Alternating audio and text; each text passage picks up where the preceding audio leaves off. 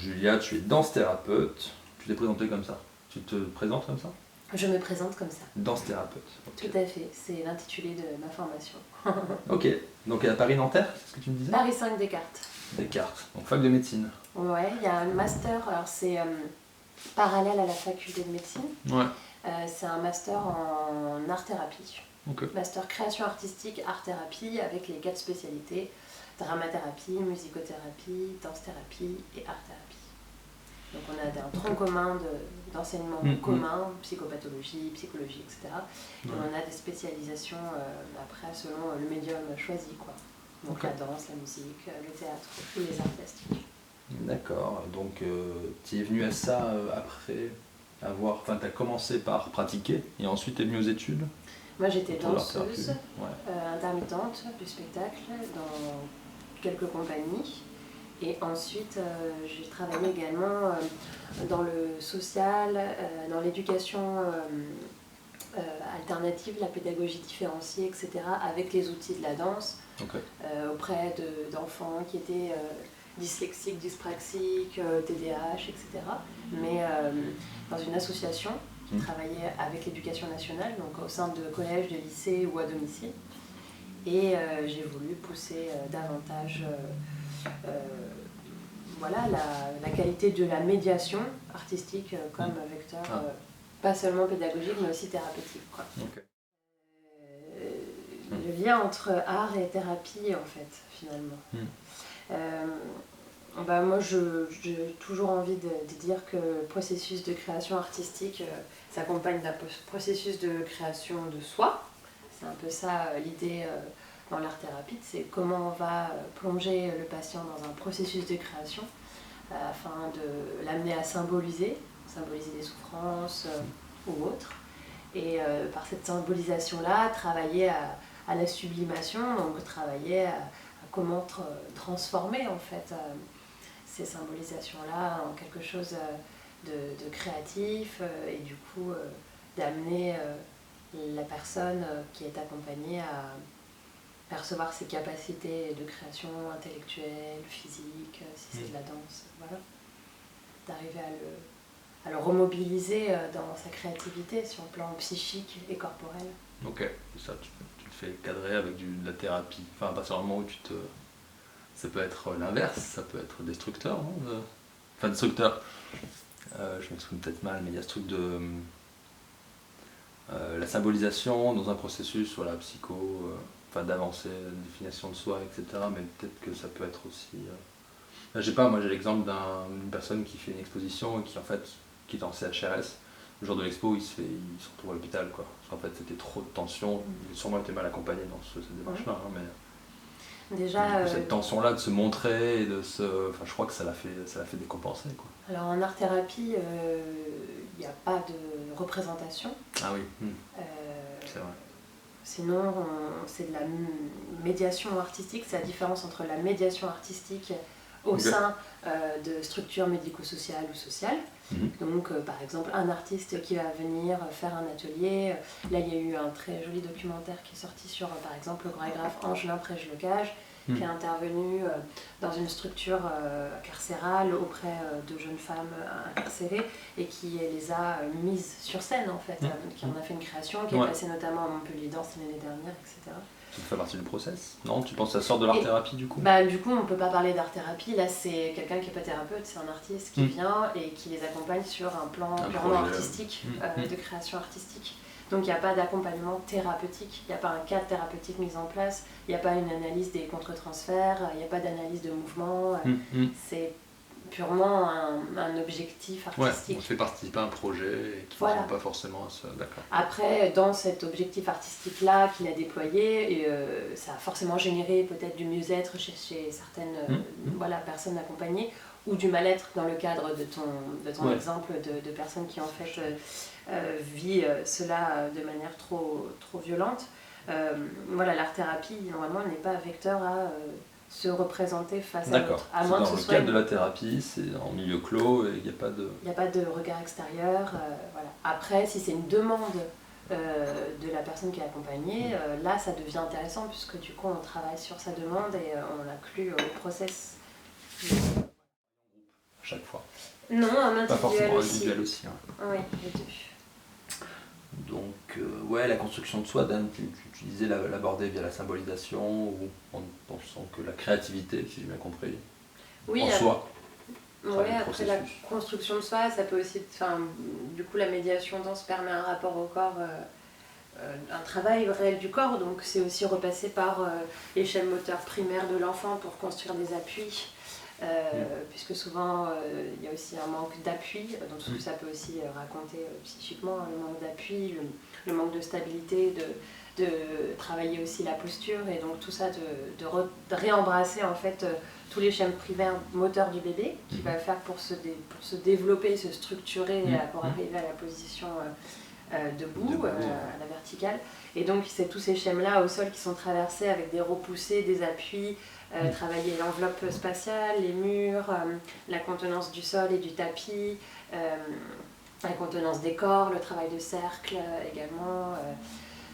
Donc je dirais que c'est aussi, pour répondre à ta question, une construction corporelle et motrice qui amène à une structure. Voilà. Ok, cool. Pour le cas de la danse-thérapie, en tout cas, il y a cette mise en jeu du corps très forte. Tu en as fait avec des TSA, enfin, des gens qui étaient dans le... Ouais, j'ai un groupe là, tous hebdomadaires à l'ITEP, ouais. Ok. Des jeunes filles. Là, le groupe, ça te demande des ressources particulières pour faire danser dans le collectif ou c'est juste une représentation qui est la mienne? Moi, je trouve que c'est beaucoup plus... il y a beaucoup... En fait, le groupe est un médium en soi, donc du coup, les contenus psychiques sont répartis sur le groupe, la créativité est répartie sur le groupe, donc il y a un appui du groupe en fait. Et c'est beaucoup plus prenant d'être en individuel parce que à ce moment-là, c'est moi sur lequel la personne va transférer, et donc c'est moi l'appui. Là, du coup, le groupe en fait est contenant, donc je trouve que c'est moins mobilisant en tant que danse-thérapeute pour moi d'être en groupe qu'en individuel. C'est ça la problématique du groupe, elle est majeure. Hein. C'est ça qui est intéressant de travailler, la mise en lien. Il faut aussi voir, peut-être qu'il y a des... ça va vachement dépendre de la personne qui va être prête ou non à vivre le groupe. Des fois, c'est vécu comme trop persécutant, et à ce moment-là, c'est mieux d'arrêter, de passer à une prise en charge individuelle. Parce que là, donc, les gens que tu as, ils sont volontaires, entre guillemets, pour venir à la classe? Indiqués par la psychiatre et l'équipe. Ouais, donc c'est pas forcément une volonté qui est la leur. Elle peut venir de l'extérieur. Et ils participent, et du coup, il y a une phase de séduction, j'ai envie de dire, ou pas forcément. Il y a toujours une phase de séduction.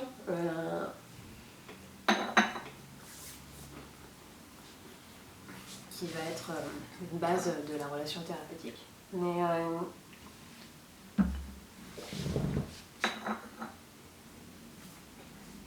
moi, je refuse de travailler avec des enfants qui n'ont pas, des adolescents ou des adultes, qui n'ont pas du tout envie d'être là pendant plusieurs séances, parce qu'il y a toujours plusieurs séances, on va dire 3 séances généralement, même si c'est fluctuant selon la personne, pour voir s'il y a une accroche de la médiation, hein, pas forcément avec moi, puisque l'accroche de la relation, elle peut prendre 6 mois, voilà. Elle a un temps qui est beaucoup plus long parfois. Si je vois qu'il y a une accroche de la médiation, alors oui, on continue. Si c'est en groupe, une accroche avec le groupe, ok. Mais il arrive aussi que ce soit pas le cas, que ce soit vécu vraiment comme trop persécutant, la mise en jeu du corps. Et l'aspect groupal, si c'est... Parce que voilà, le regard extérieur, quand tu es en groupe, il y a à l'intérieur le regard extérieur. C'est ça. Et du coup, ça s'est déjà passé par exemple. Donc tu laisses le silence si quelqu'un a envie d'être sur le côté, de ne pas participer. Ah, bien sûr, bien sûr. C'est une petite fille qui a mis 1 an à pouvoir faire une séance complète. Donc elle allait, venait. La seule condition, c'était qu'elle reste avec nous dans la salle, qu'elle sorte pas, qu'elle reste avec le groupe, quoi. Après, elle peut arrêter, revenir. En fait, c'est pas comme une professeure de danse ou une artiste qui va dire écoutez, allez, on va faire ça, allez, relève-toi, on va faire ça. Moi, je les prends comme elles sont. Elles sont couchées, debout, sur le côté, elles veulent pas venir. Moi, le but de normalement, de l'art thérapeute ou de la danse thérapeute ou quelle que soit la médiation, c'est justement de faire avec là où en est la personne et ce qu'elle dit de son corps, si elle est sur le côté assise ou dans un coin du mur ou couchée par terre ou sautillant. Enfin voilà, c'est de faire avec tout ça et de donner des consignes assez larges pour contenir toutes ces émergences-là qui ont besoin d'être vécues. Et ouais, mais là, c'est vrai qu'il y a quelque chose de culturel. C'est difficile d'accepter que les gens ils vont faire ce que tu leur demandes, mais allongés, alors que tu veux visualiser debout. Et ouais, mais ça, c'est constant. Sinon, c'est plus un travail d'art thérapeute, c'est un travail de professeur de danse ou d'artiste qui intervient au milieu médico-social. Ouais, donc tu réfléchis au produit fini et pas forcément... Oui, puis à ce que tu souhaiterais... tu réfléchis à là où tu veux les amener, tu voudrais ce qu'ils fassent eux au but finalement, alors que c'est pas important. Ce qui est important, c'est comment eux ils s'approprient ce que tu leur dis. Alors s'ils s'approprient de manière allongée, la consigne, bon bah ok. La question est un peu lourde, mais par quelle forme pensez-vous que la souffrance psychique puisse s'exprimer dans vos ateliers? Quelle place donnez-vous à l'expression de cette souffrance?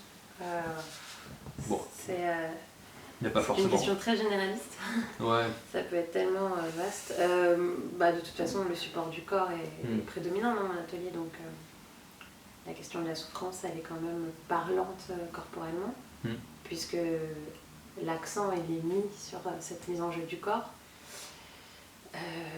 Après, ça peut être aussi par cette souffrance de se mettre au travail corporel.